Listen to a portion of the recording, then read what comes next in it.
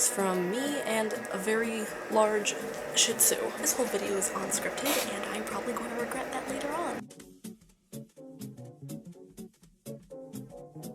Hi, my name is Rosalind Sterling and I'm someone. I'm a human being and I'm trying to start Authortube. This isn't technically my first video. I have done one video prior to this, a very high quality video.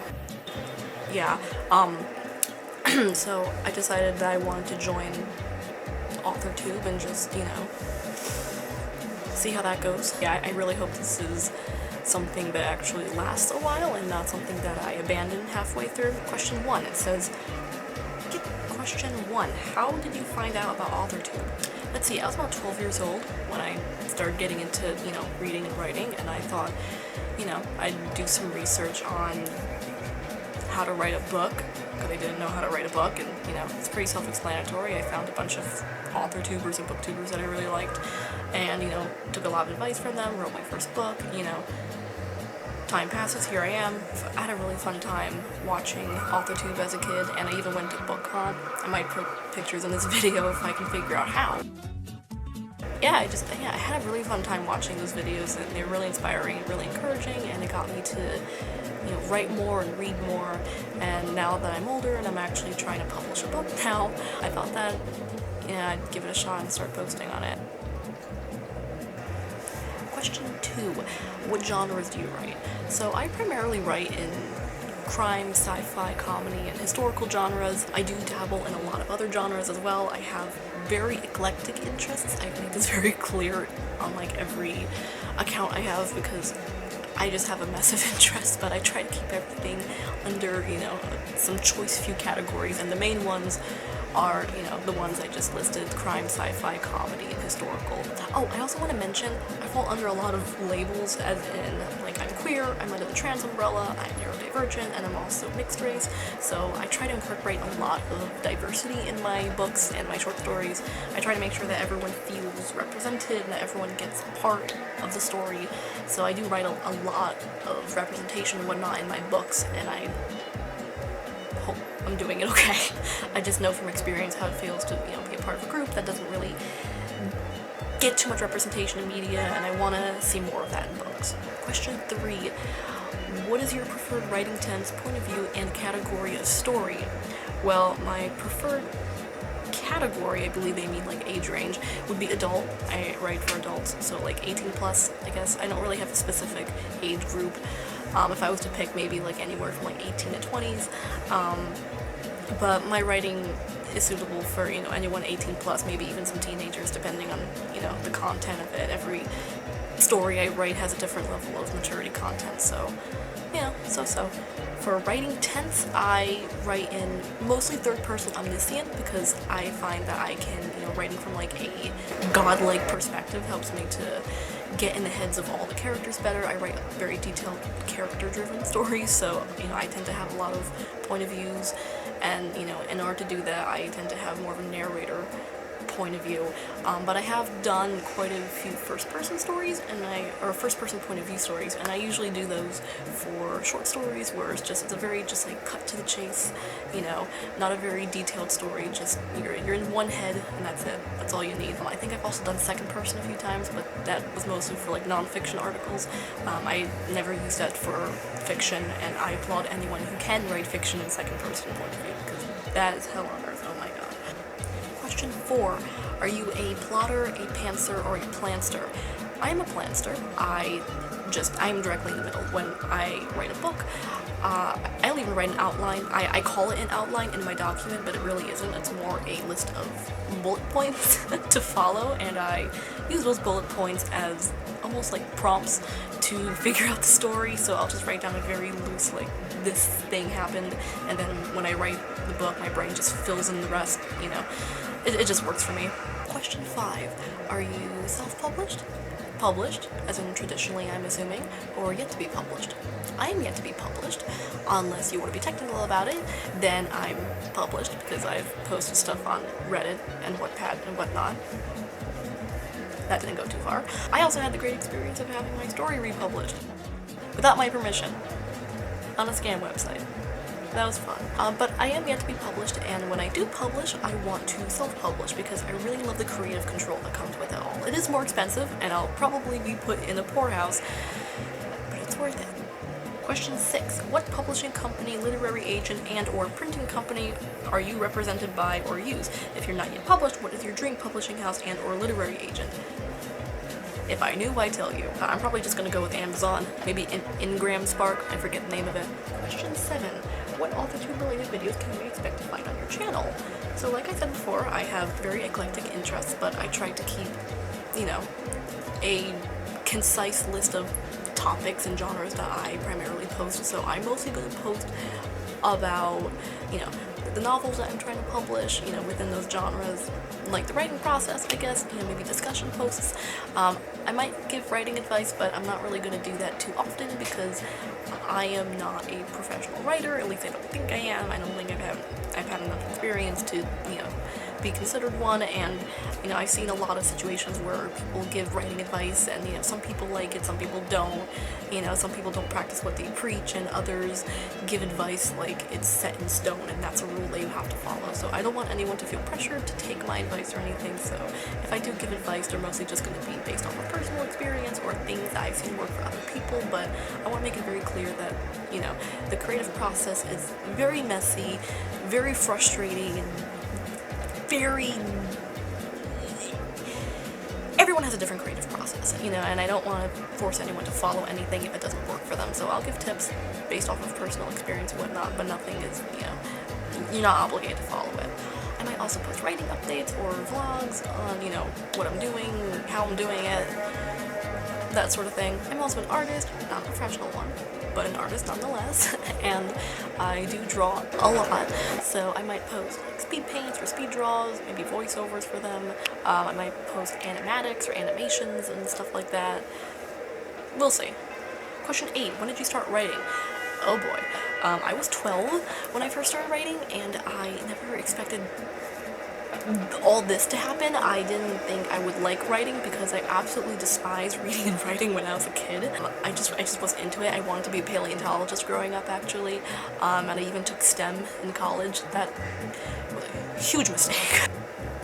I didn't want anything to do with writing, so when I was 12, I wrote a book. And why did I do that? Because I had a lot of stories in my head that I wanted to get out. So as mentioned before, I am neurodivergent, and I suspect I might have maladaptive daydreaming disorder. So I do have like very, very vivid daydreams, and I've always had them since I was a kid, and I had these stories in my head, you know, for years and years, and I just didn't know how to express them. I originally thought about drawing them because I've always loved drawing. I just didn't have any way to really get it out of my head because my drawings back then, they were not the best, to say the least. Yes, that's that kind of threw that idea out the window. My big idea when I was like 11 was to get it made into a movie, but again, I couldn't draw, I couldn't animate, and I also highly doubt that pitching a plot to Universal Studios was gonna go well for me. So I just decided to write a book, you know, and I started researching it, found Authortube and whatnot. Everything just sort of spiraled down from there. Question 9, and this goes along with question 8. What was the first story you ever wrote?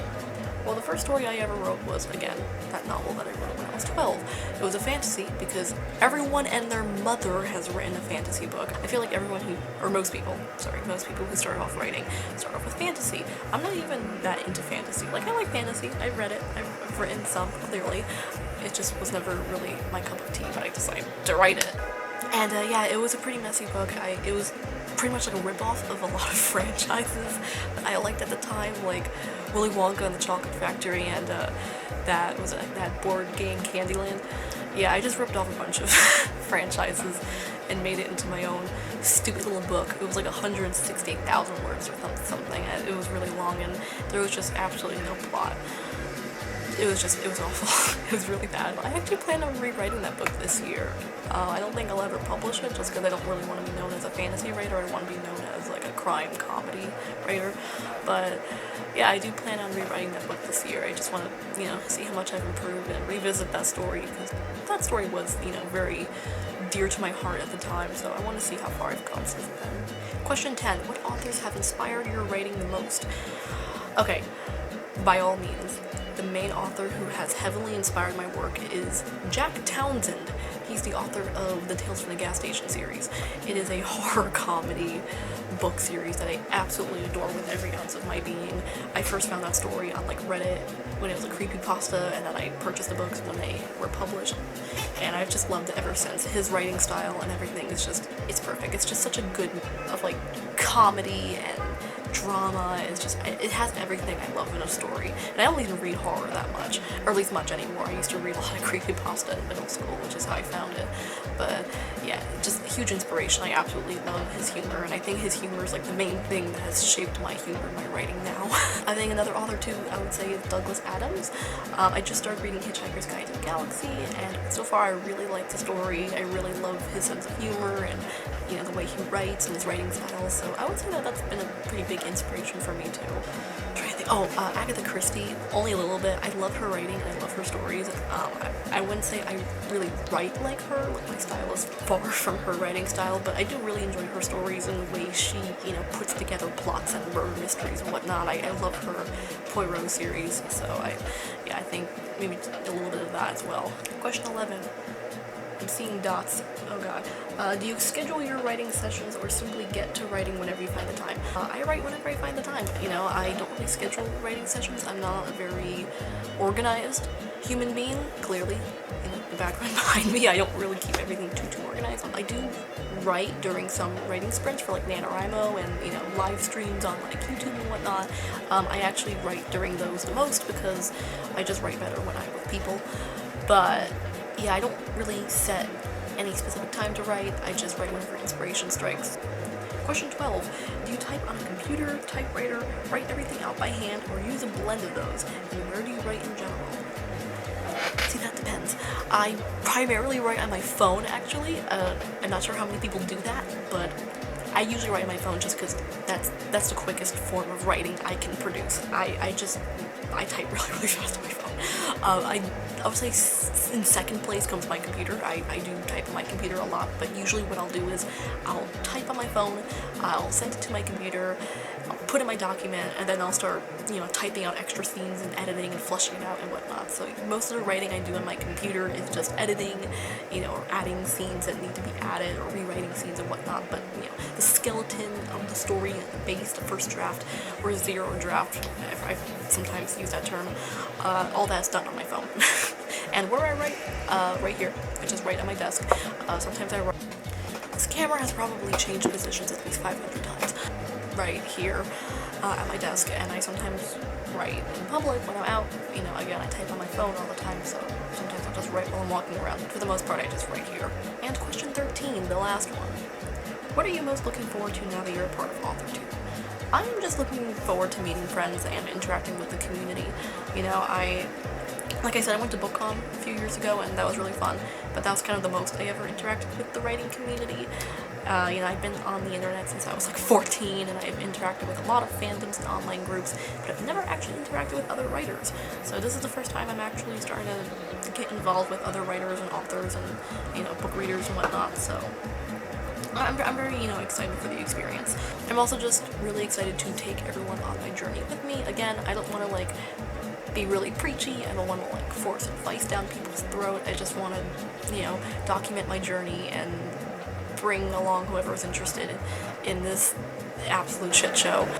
I also just want to improve myself and my mental health because I've always struggled with self-confidence issues. I've always had a hard time, like, looking at myself and hearing myself and saying, yeah, I like that person. Luckily, I've gotten better over the years, and I'm slowly starting to love myself more, but I'm hoping by, you know, filming videos and just getting myself more used to my face and my voice, I can slowly start to, you know, not hate it as much and whatnot. I'm pretty sure I'm not the only one who struggles with this, but, you know, I've noticed that the more I film videos and whatnot, the more I don't really cringe too much at myself, so I feel like this would be a nice journey of self-improvement. Say goodbye. Say goodbye. Say goodbye. Say goodbye. Say goodbye. He's so done with me. His name's Dakota, by the way. And he's 3 years old. Please get down. Please get down. Please get down. Please get down. Please get down. I'm a professional. I'm really professional. My extremely professional setup that took me like an hour to do.